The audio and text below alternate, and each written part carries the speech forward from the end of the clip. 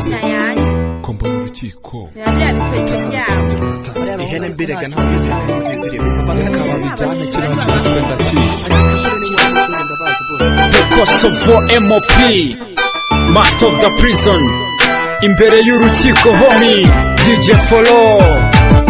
Disipline mu rukiko namwe hinyuma twumvikane nyakubahwa perezida w'urukiko namwe bacamanza muteraniye hano imbere y'urukiko bavuga abavugizi yemwe banyabyaha namwe ndorerezi turakurikiza amategeko mu gitabo mpanabyaha article 232 code civile livre ku byaha b'abasore bashinjwa birimo usage de fonds kunywa gucuruza ndetse n'isakaza ibiyobyabwenge mu rubyiruko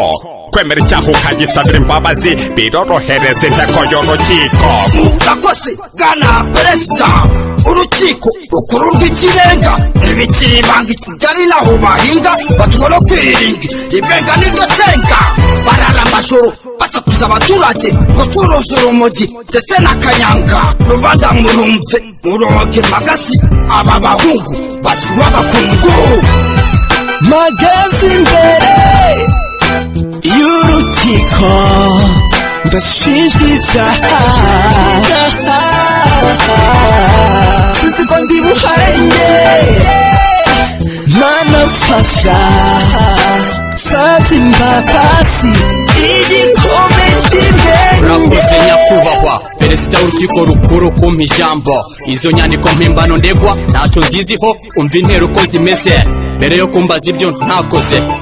twatungiwe agatoki mu buvumo twabagamo tubwirwa gitumo harimo abatumura kugiye bagatamo kambere bateramo gun point M.O.P twese amaboko ku mitwe kopfoye atsikizwa turapfunishwa turanasakwa geto yose buga caps kuba mugoko kain namira babigwaho tujyanwa intambike sans convocation nta na discussion yumwe muri twe bakeneye kumva ahubwo turi kuri condition zabo benisiyo batwifuriza M.O.P ari gutabwa muri yombi. nyakubahwa perezida w'urukiko genda sipa ko mwanzenganura mu by'ukuri n'abanaga n'uyu mutipe mupigira umusosi ntazi ko ari dragdira uretse ko sometimes yijombaga ibishinge agahwera nkabirwa ibyo ari byo umushara wanjye nawe uma nk'uko bikwiye mu kagari bamusiho nk'umwambuzi na giti framose njye mu nzenganure muvurwo nzira murakoze nyakubahwa kuma microphone njye ndi master tag bone magazi imbere urukiko murana na maniga yanjye ingingo ya 18 murarwa kuri buri wese ndabona ibyaha bashinjwa bidakwiye kwamanikisha uretse isangano n'amashyari n'amakoti uze muri rubanda nibadadira nibyo ko nta mabura kindi nkanda babanye karande buni bamara by'imigenda ndaro zabo n'amatida pickpocket nibwo bufasha urako gushidikanya amana utabaye inyamaswa kirizwamo magazi imbere y'urukiko ndashinjwa ibyaha sinzi ko ndi buharenge mana mfasha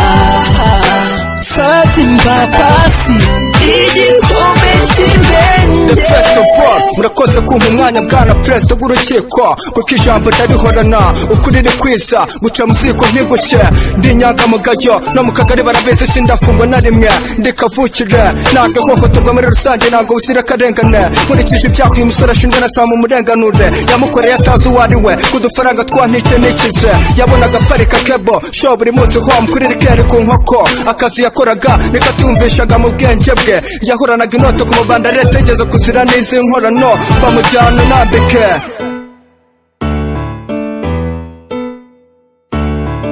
nyuma yo mwiherero muto hamya bw'abasore gito itegeko mpanabyaha rihanishwa ingingo ya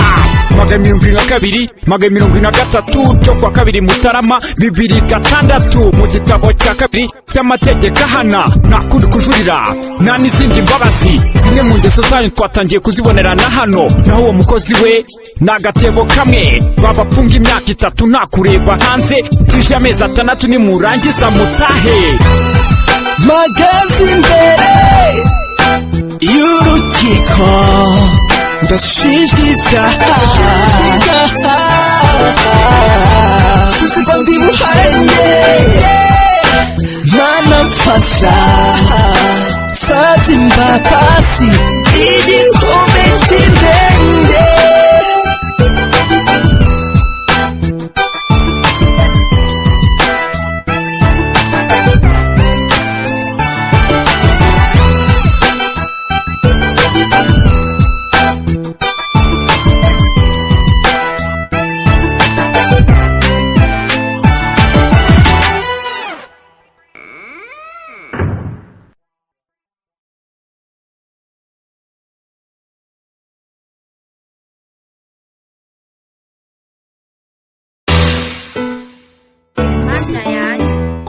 rukiko biriya bikweto